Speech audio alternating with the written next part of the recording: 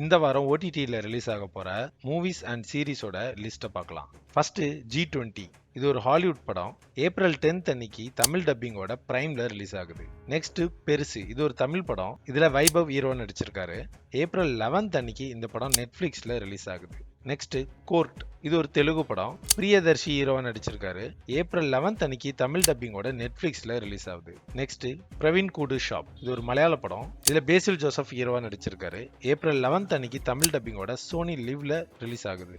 படவா. இது ஒரு தமிழ் படம். இதுல விமல் அண்ட் சூரி நடிச்சிருக்காங்க. ஏப்ரல் 11th அன்னைக்கு சிம்பிளி சவுத்ல ரிலீஸ் ஆகுது. ஒத்த ஓட்டு முத்தையா. இது ஒரு தமிழ் படம். கவுண்டமணி ஹீரோவா நடிச்சிருக்காரு. ஏப்ரல் 11th அன்னைக்கு டென்ட் கோட்டால ரிலீஸ் ஆகுது.